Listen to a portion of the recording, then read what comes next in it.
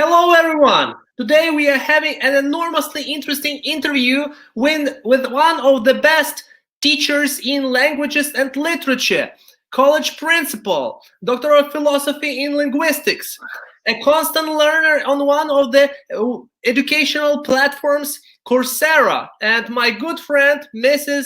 Danyliuk. Before that, don't forget to subscribe to this channel, Mark English. Give a like to this video and please press the notification bell not to miss our English classes and interviews with interesting people. So, hello Inna, I haven't seen you for ages. How are you doing? Hi Mark, nice to see you too. Really, it's a long time since I saw you last. And I'm waiting that moment we could get back into the swing of things after the quarantine. Yes, definitely. So, the first question to you, as far as I know, you are a college principal, and could you tell us a little bit about your college and university in general, and maybe you can tell us about your online teaching and education. Is it possible? How is it possible to teach and study online or to teach and study remotely? Does it influence the educational process badly? Oh, thanks a lot for this opportunity. Every time I like to tell about my native college and my university. College of King Danyliuk University is a really modern, innovative educational institution that gives for each student the opportunity to develop their individual talents and abilities. And more than 600 students study in it. There are eight specialities. It's law, design, architecture, construction, and civil engineering, finances, software engineering. And last year we opened 2 new specialities. It's musical art and modern choreography. So if you would like dance, welcome. I have two left feet, so I cannot dance, you know. Okay. I'm really bad.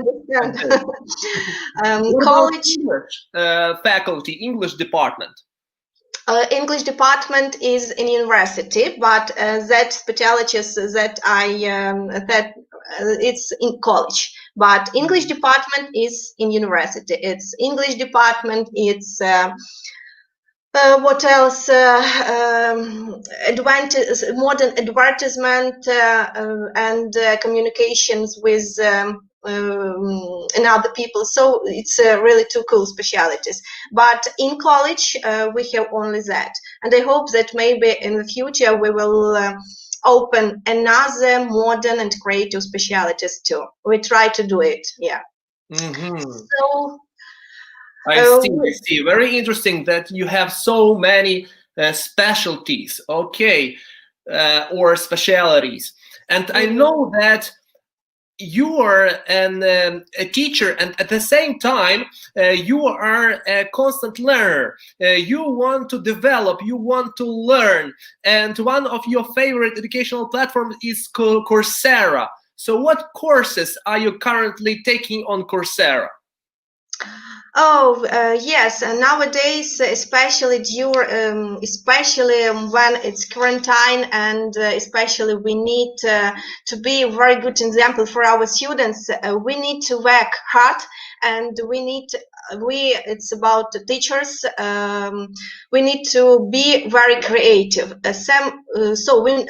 Creative. We need to use modern trends, different methods in teaching, and after we could be a good example for our students, because it's very bad if students could know more information than the teacher. Definitely. So that's why really we need to be very creative and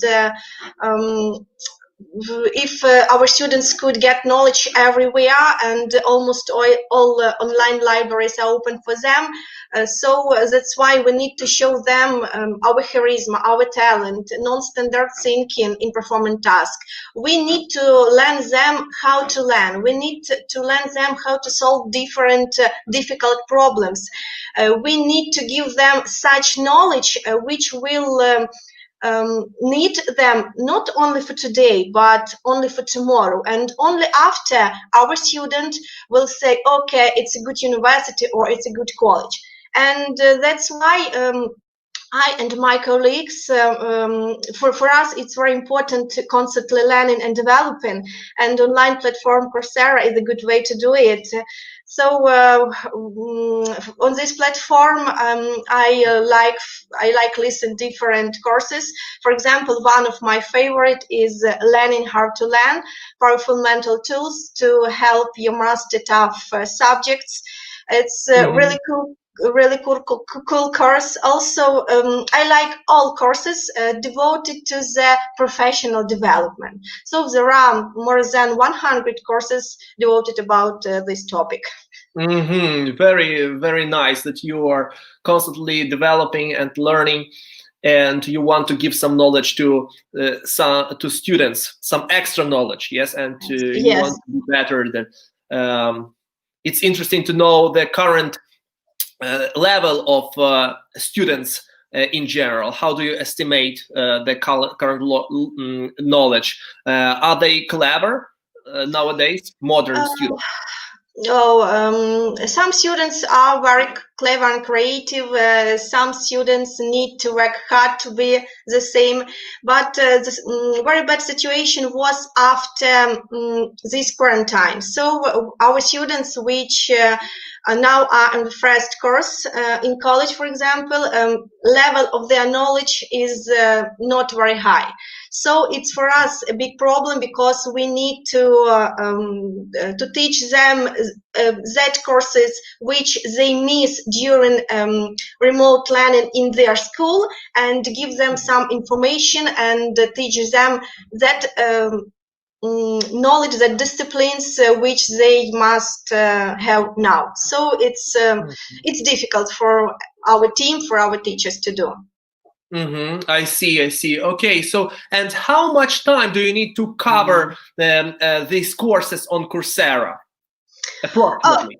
Usually, the training course is continuous from 3 till 14 weeks, but I try to listen every course during the weekend. It's only free time I have, because after my work I have lessons Ukrainian language in professional communication, so I need to prepare to these classes, and also I need to perform the duties of college principal, of course.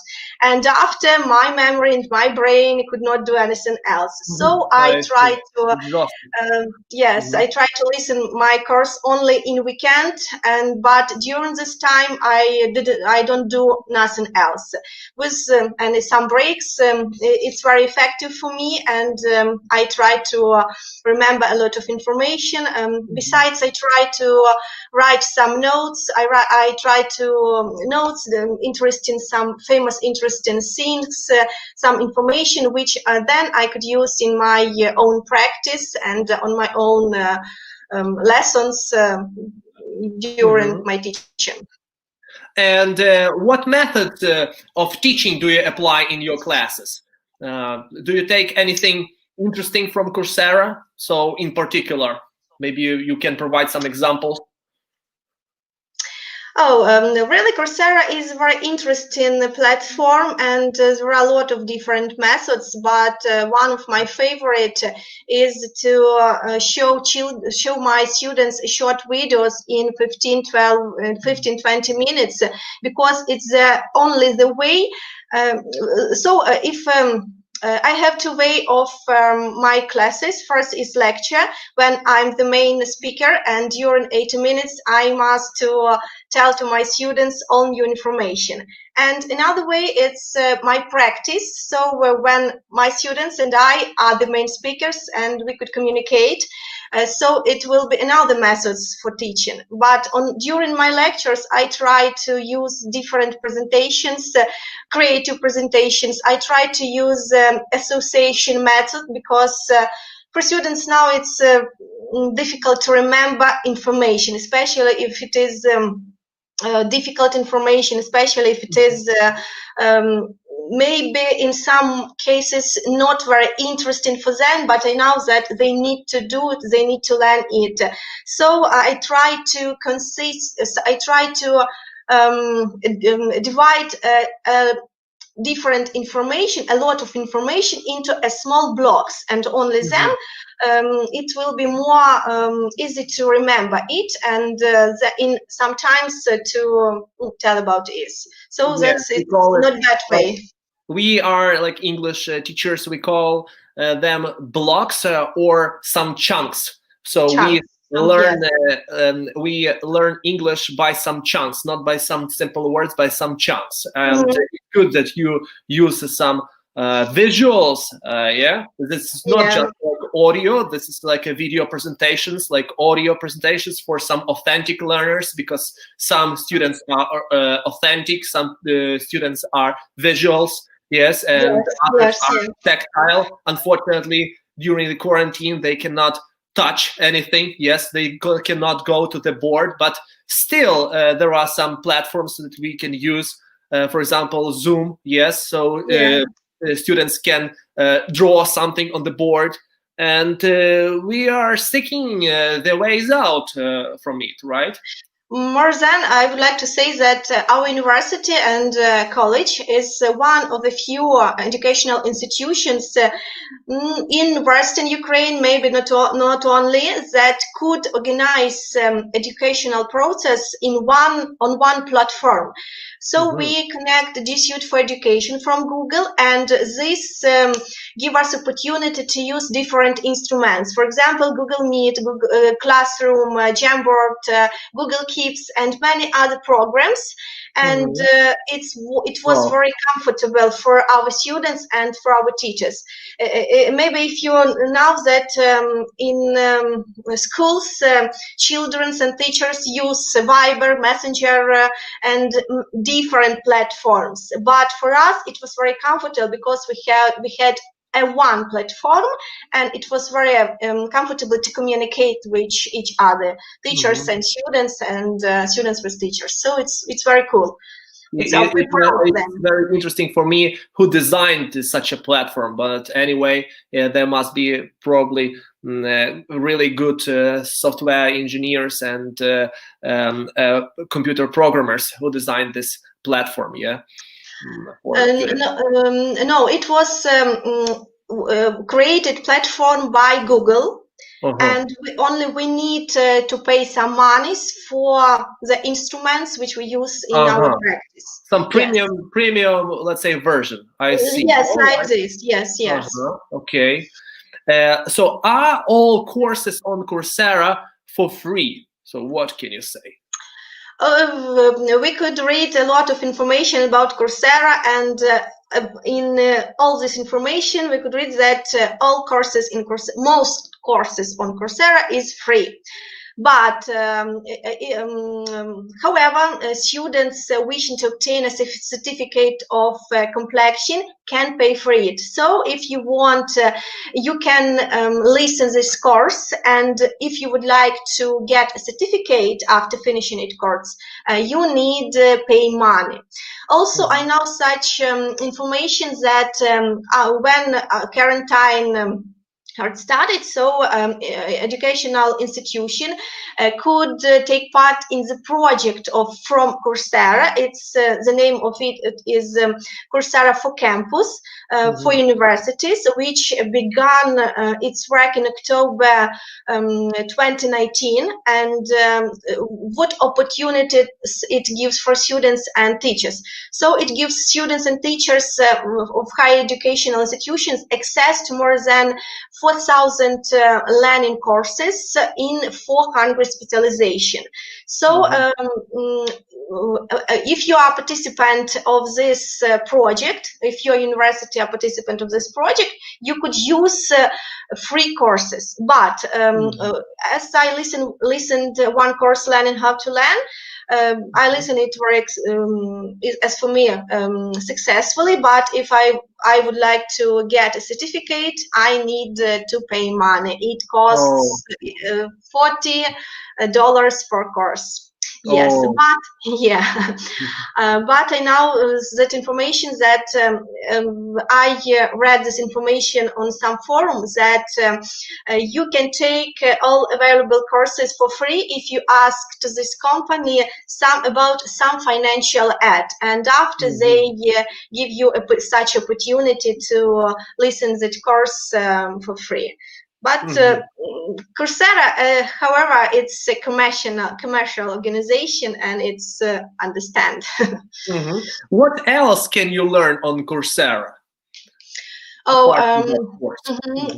Another very interesting course, it was Work Smarter, Not Harder, Time Management for Professional and Personal Productivity. It's a really very interesting course. It's about how to apply our knowledge and understanding of personal and professional awareness, organization and commitment, use tool, methods, technique that you have learned in goal setting, prioritization, scheduling. It's very important. Delegation to overcome time management challenges and enhance productivity.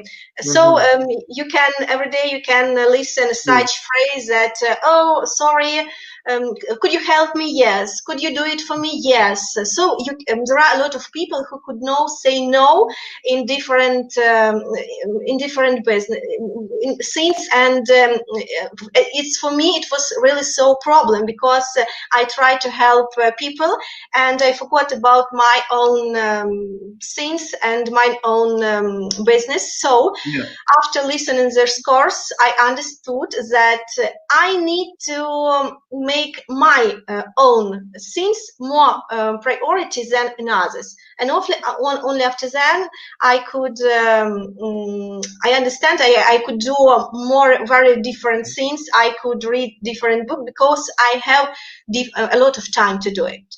And so really, in other words, is to become more selfish. Yes. And to delegate more. Yes. As far as I know, you are a fan of Brian Tracy, so this course was really exciting and interesting for you. Yes. So the main, I learned to manage expectations. I learned to say no when appropriate, and for me, it's so important. It's difficult, to say no. Like you have to switch your mind, because you got used to saying yes for such a long period of time, and then you have to switch your mind to say no. So, But on Coursera's cover business, technology, computer science, data science, IT, and cloud technology, art, different courses. So you could find all courses if you from different specialities. It's more than thousands of courses on this platform. Besides, it's very interesting that you could improve your English skills listening to these courses, because almost all courses on Coursera is in English. And it's very cool that you could listen native speakers. For example, course Learning How to Learn, Barbara Oakley, it's an American teacher. And it was so interesting to listen she and understanding or not understanding. Of course, there are subtitles under these videos, but it's more effective if you could listen and could understand what she said us. So what do you think is the most valuable skill that every person should possess nowadays, and maybe every teacher in particular and every student in particular? I think that such opportunity, such skill as what to say, what do I think, it's very important. For what? Because nowadays our opinion is very valuable. You could not teach our students to be confident, to be single-minded, if you cannot, if you don't have your own opinion. So it's very valuable nowadays, especially when there are a lot of information and you need to choose only that information which is effective, which is more practice, which is very good for the students. And I think that if you have your own opinion, students try to listen to you, and they will remember more your own opinion if you say something opinions of another people or like this. So to be short, to be brief, to be succinct, yes, and to speak to the point, to give some some brief information for them, not to beat around the bush. Yes. Yes, I agree with you. Yes, really. Okay, so what do I have to do to sign up for some courses on Coursera? Maybe it's a procedure. Okay, you have two ways to do it. First, you can register on this platform yourself, but you will pay money for these courses. So you will pay money for certificate. Also, if the course is very effective and very popular, they could give you 1 week when you could listen this course. And after, if you would like to continue to listen that course, you need to pay. So if you would like to finish all course, you need to pay money. And as I say, it's nearly $40–50 per course. It's another way if you are a participant of some institutional organization. So as you're a teacher, for example, of King Danyliuk University, you could use courses for free, some of them, but if you would like to get a certificate, you need to pay money too. Unfortunately. Unfortunately, so, yeah. What courses would you recommend on Coursera, and would you recommend Coursera in general, like a platform? Yes, I would like to recommend Coursera in general, and I can recommend that courses which I listened. And first, it's learning how to learn. That course is very interesting, learning to teach online, but I started to listen this course 2 weeks ago, so I don't finish it, but during these 2 weeks I understand it that it's a very interesting course, really very interesting.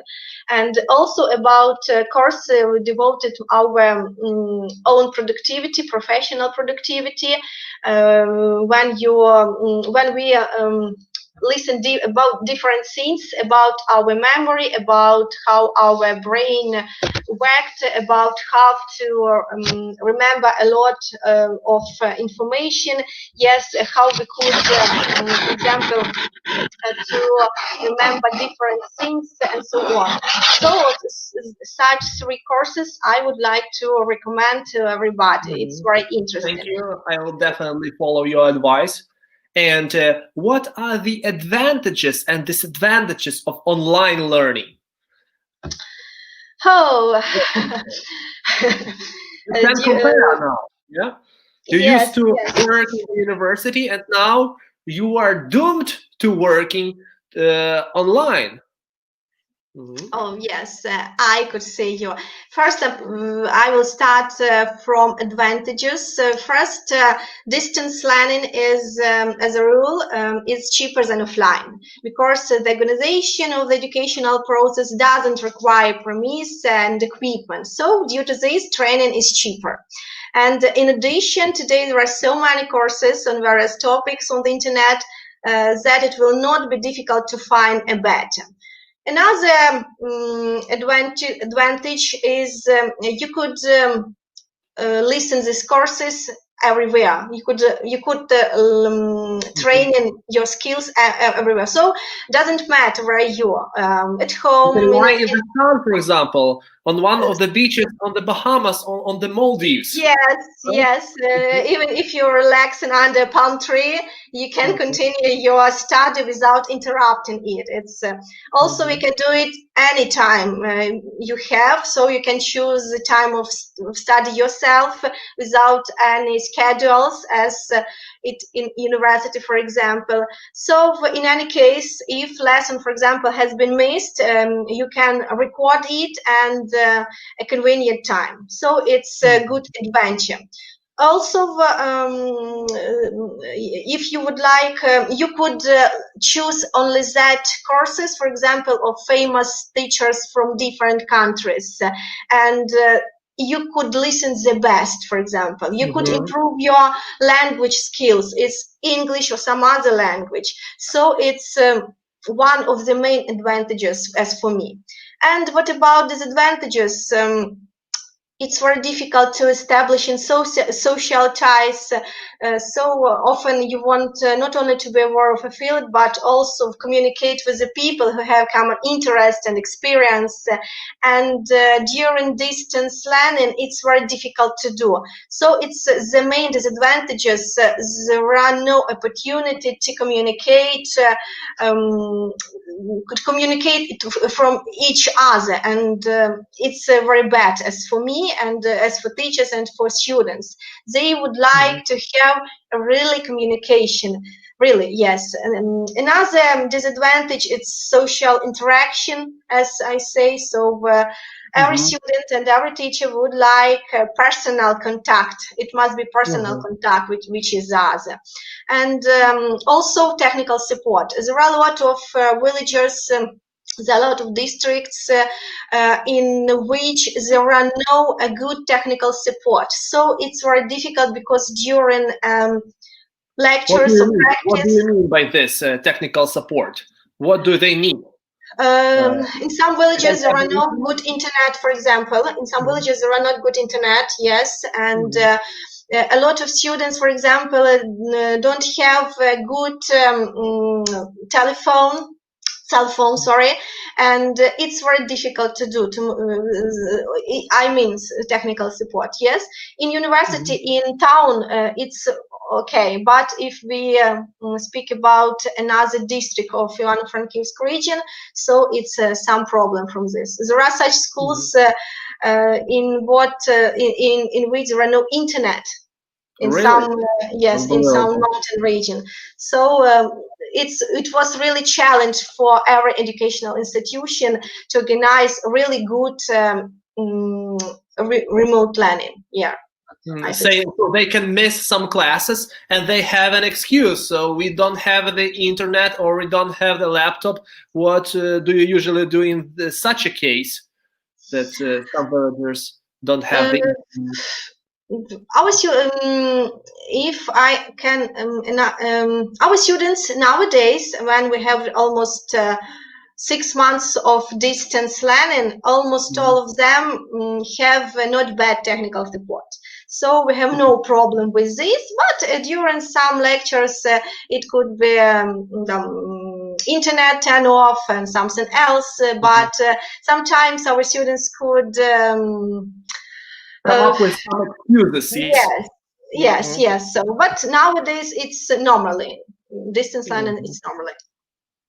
Okay, very interesting. So I know that teaching is your passion, and could you tell us maybe some funny moments from your online teaching experience? But if you don't remember, maybe you can tell us some funny moments from offline teaching experience or teaching in person.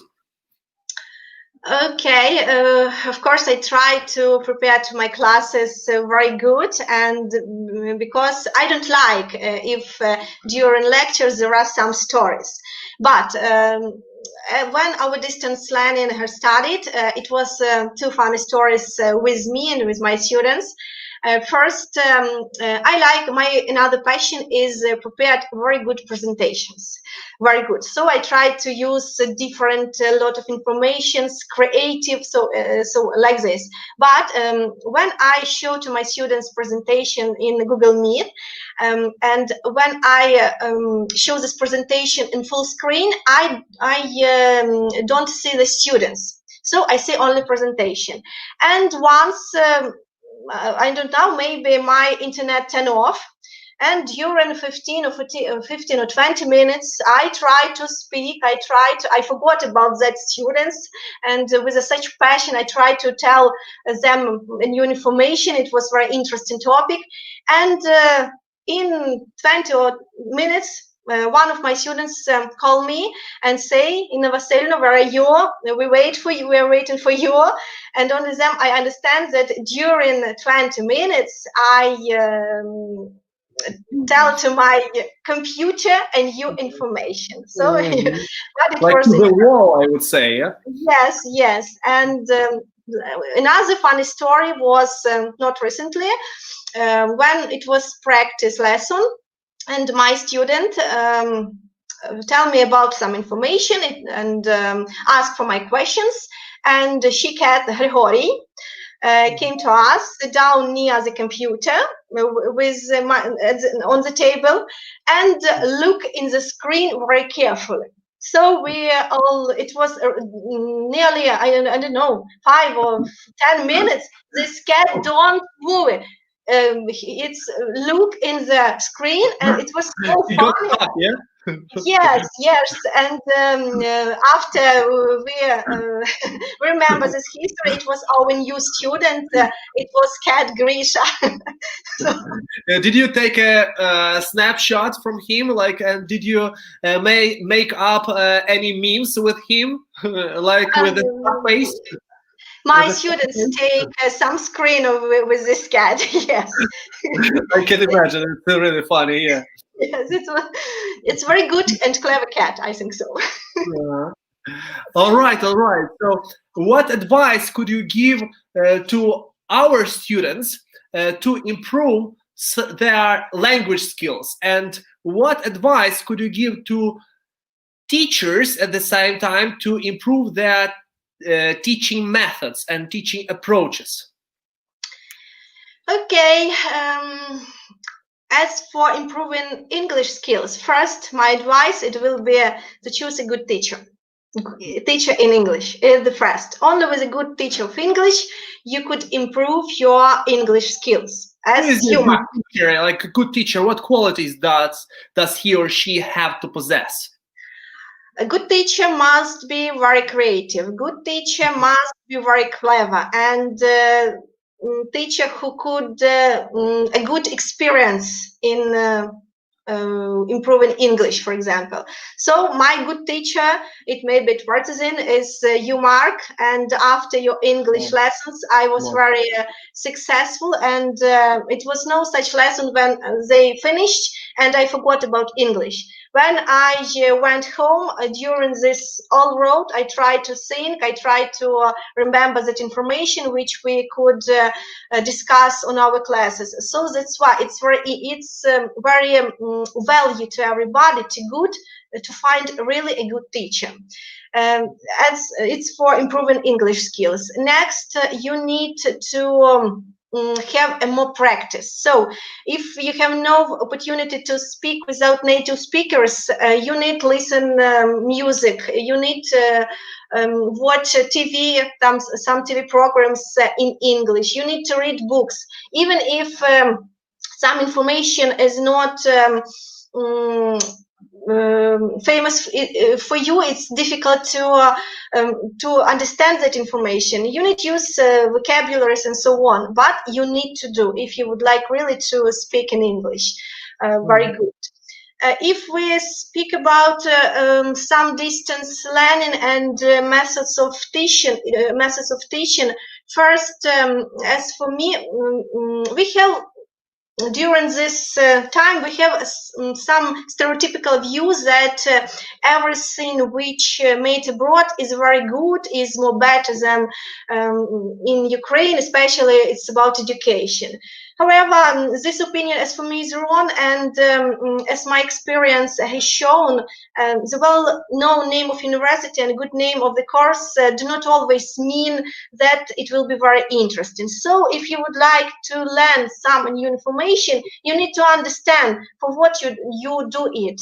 If you would like to get certificate, or if you would like really to get some soft and hard skills, some competences, and your professional development, so on. It's the first. Another, it's a very important skill, self-discipline. It will help you experience and in your online education. So after, and one famous trainer, speaker, Jim Rohn, if I don't mistake, in one of his interviews said that formal education will help you thrive and self-education will lead you to success. So I really agree with this phrase, and every man, every woman could understand for what he or she do it. Study online is very good for self-disciplined, motivated people. A good compare, almost 93% of listeners online platforms is the people who have higher education. So it's not students from universities, it's teachers, you, me, and all our colleagues. So that's why during this online distance learning, I understand that teachers are hungry for knowledge. That's why they try to develop in their skills and like this. So you need to understand for what you do it and what you want. Also, for example, about if we speak about Coursera, it's really a very good platform, but you need to understand you would like to get skills or you would like a certificate. Another advice, you need to be very realistic. It's better to complete one course, for example, than to choose 10 courses and not complete none. I know that 80% of users do not finish listening of their courses, and more than 30% of listeners of that courses regret spending time studying what they do not really need it. So if you would like to choose also courses, you need to be very critical. And remember that every online platform is a commercial project. And you would like to get skills, they would like to get money for this. So focus on your skills and really what you need. So in first, you need focus primarily on your professional courses. Maybe then you need to develop your, for example, English skills, and only you can, in general, use some courses which will develop your professional and general competences, for example. So to exactly know what you need. Yes. And to be to the point. Okay, that's very interesting. Thanks a lot, Ina, for such a wonderful and interesting interview. I hope we all overcome this pandemic and meet in the university one day. Okay. Oh, I'm looking forward to meeting with you, Mark. Thanks, me too, likewise. And you guys also don't forget to subscribe to this channel. Click the bell notification button not to miss our English classes and interviews with interesting people.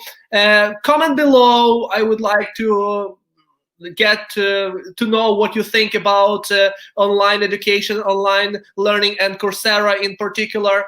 And take care. All my best. Take care. Bye-bye. Bye-bye.